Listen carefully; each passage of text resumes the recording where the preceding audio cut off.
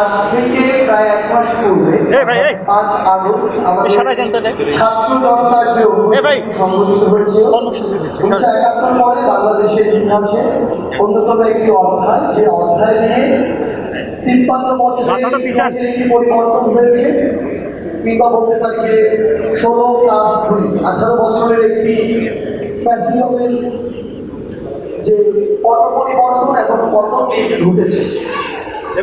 আমাদের জায়গা থেকে এখানে বেশ কিছু বিষয় রয়েছে। আসলে আমরা দেখেছি আমাদের এই ছাত্র জনতার অভ্যুত্থানের 1 মাস হয়ে যাচ্ছে।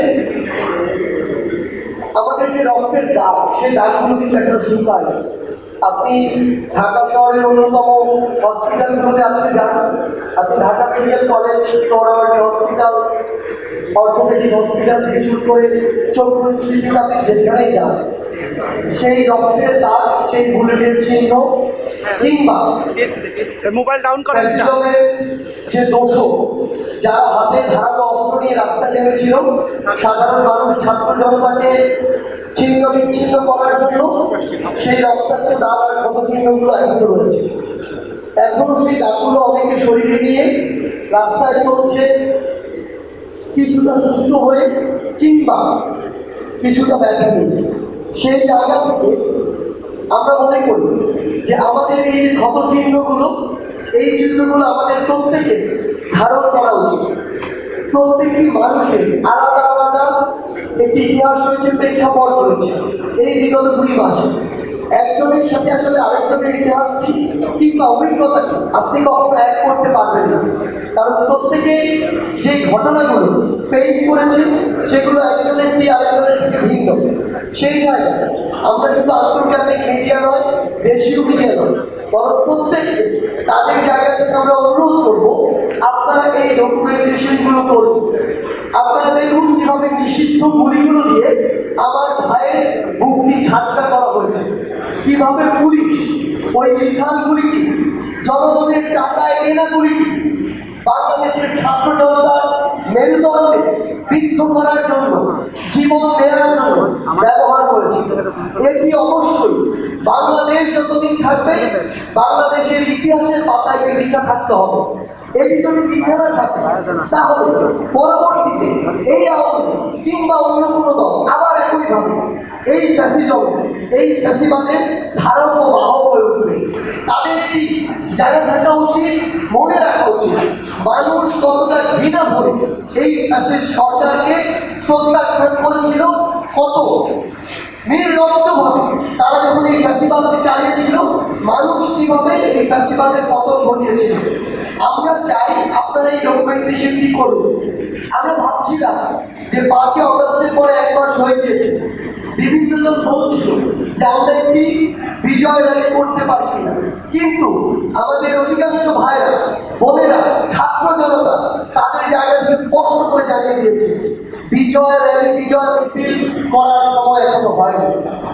এই বাংলাদেশে যে ফ্যাসিস্টের পতন ঘটেছে, সেই জায়গা থেকে এই দমদমে ক্ষতগুলো রেকটিফাই করে এমন একটি বাংলাদেশকে যতদিন না আমরা বিনির্মাণ করতে পারছি, যতদিন না এই বাংলাদেশ গণমানুষের বাংলাদেশ হয়ে উঠছে, আমরা আমাদের অধিকারগুলো ফিরে না পাচ্ছি, সিস্টেমগুলো আবার নতুন করে পুনর্গঠিত না হচ্ছে, মানুষ যে মানবিক কিংবা তার সাংবিধানিক সুবিধাগুলো পায় সেগুলো যতদিন নতুন করে পাওয়া শুরু না হচ্ছে, ততদিন কোনোভাবেই এমন একটি বিজয় মিছিল করা প্রাসঙ্গিক নয়। এটি আমাদের স্পিরিটের সাথে যায় না, আমাদের এই ছাত্র জনতার অভ্যুত্থানের চেতনার সাথে যায় না।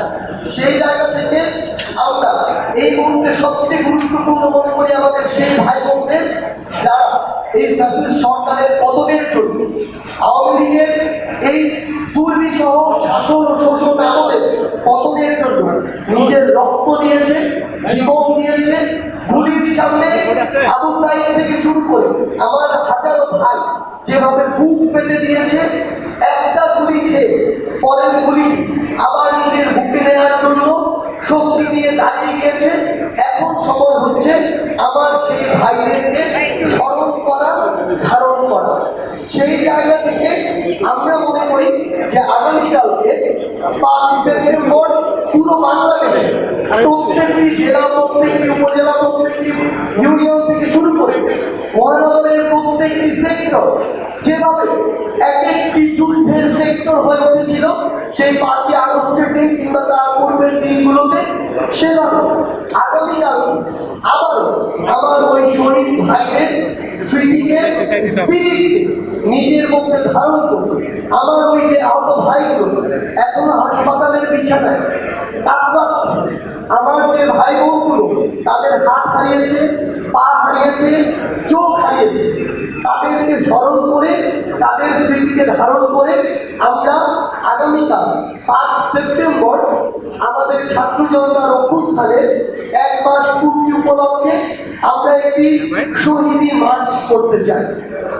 এই শহীদি মার্চে আমরা চাইব আমাদের যে বাবা মা, যে ভাই বোনেরা তাদের সন্তান হারিয়েছে, তাদের ভাই বোন হারিয়েছে, বিনয়ের সাথে আমরা আপনাদের প্রতি অনুরোধ করতে চাই আপনারা আমাদের সাথে আসুন।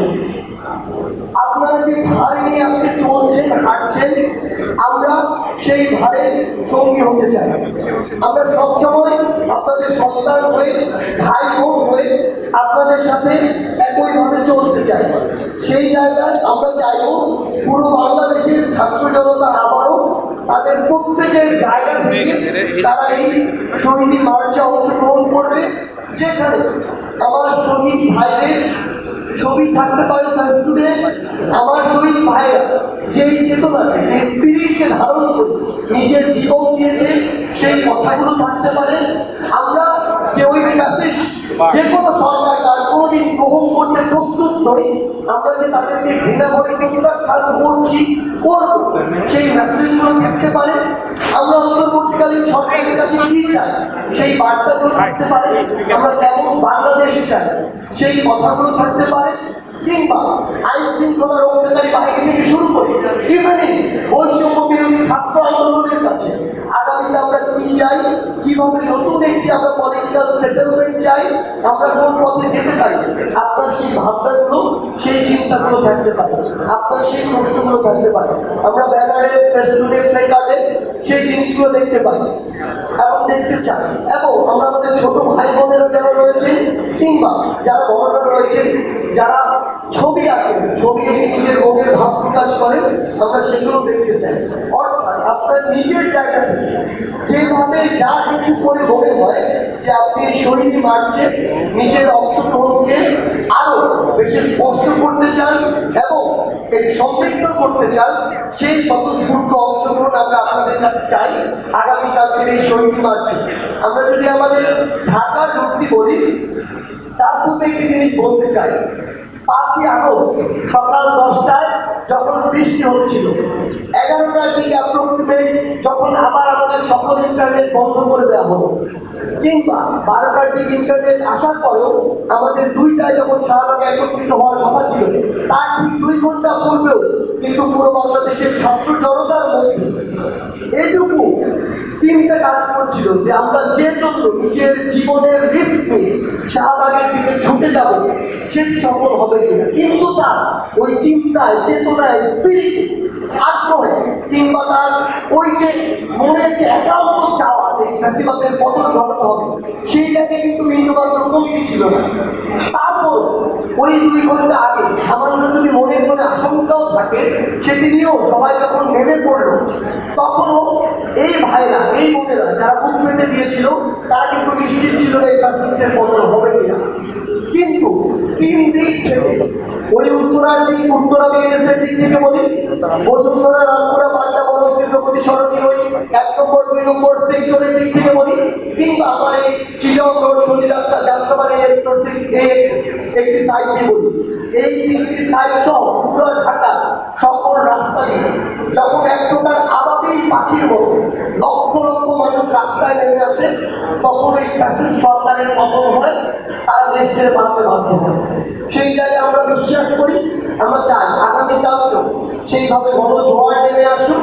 এবং আমরা আমাদের জায়গা থেকে একটি জিনিস বলতে চাই, যে যেখান থেকে যেভাবে পারে আমাদের ঢাকায় সেন্ট্রাল আমাদের এই শহীদি মার্চটি শুরু হবে ঢাকা বিশ্ববিদ্যালয়ের রাজু ভাস্কর্যের সামনে থেকে। আমরা চাই এই পয়েন্টগুলো থেকে, ঢাকার প্রত্যেকটি পয়েন্ট থেকে আপনারা চাইলে ব্যক্তিগত উদ্যোগে আসতে পারেন, আপনারা চাইলে ওই পয়েন্টগুলো থেকে একত্রিত হয়ে আবার আপনাদের ব্যক্তিগত কোনো উদ্যোগে নির্দিষ্ট কিছু যানবাহনের মাধ্যমে আসতে পারেন। এটি আপনারা নির্ধারণ করবেন। এটি আগামীকাল বিকাল 3টায় ঢাকা বিশ্ববিদ্যালয়ের রাজু ভাস্কর্যের সামনে থেকে শুরু হবে।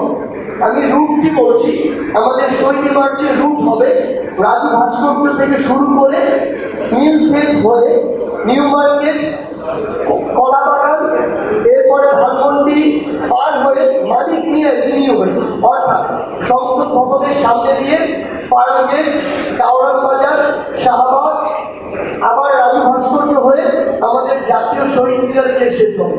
এবং সেখানে আমরা প্রত্যাশা করি আমাদের শহীদ পরিবারের একজন মা, একজন বাবা, একজন ভাই, একজন বোন তাদের জায়গা থেকে তাদের চাওয়াগুলো বলবেন, তাদের অনুভূতিগুলো বলবেন এবং পরবর্তী বাংলাদেশের তরুণ প্রজন্মের কাছে, ছাত্র জনতার কাছে তারা কি চান সেটি তারা তাদের জায়গা থেকে উপস্থাপন করবেন।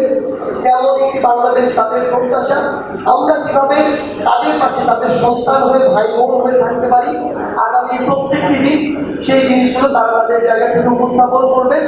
এবং আমরা আপনাদের কাছে অনুরোধ করি, বিনীত অনুরোধ করি, বাংলাদেশের যারা মিডিয়ার কর্মী ভাইরা রয়েছেন, আমরা বিশ্বাস করি আপনারা অধিকাংশই আপনারা আপনাদের যে জার্নালিজমের যে স্পিরিট সেটি আপনারা ধারণ করেন।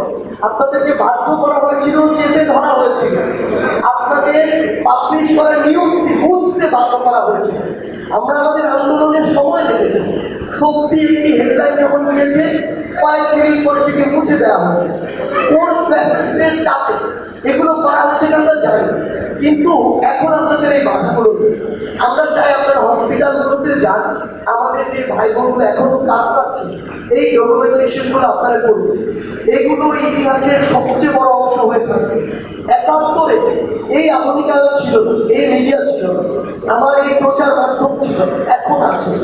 এখন যদি আজকে থেকে ১০০ বছর পরে আমরা সত্যি তথ্যগুলো পুরো বাংলাদেশের পরবর্তী প্রজন্মের সামনে না তুলে ধরতে পারি, এই ব্যর্থতার দায়ভার, এই লজ্জার দায়ভার, এই সীমাবদ্ধতার দায়ভার আমাদের প্রত্যেককে নিতে হবে, যার ভার অনেক শক্ত, যার ওজন অনেক বেশি। এ পর্যায়ে আমরা আমাদের আগামীকালকের কর্মসূচির পরে ৬ তারিখ থেকে ঢাকা সহ পুরো বাংলাদেশে আমরা কীভাবে আগাবো, বৈষম্য বিরোধী ছাত্র আন্দোলনের পরবর্তী কর্মপরিকল্পনা বা রূপরেখা কী হতে পারে সে বিষয়ে বলার জন্য অনুরোধ করছি বৈষম্য বিরোধী ছাত্র আন্দোলনের অন্যতম সমন্বয় আবু বাকের মজুমদারকে।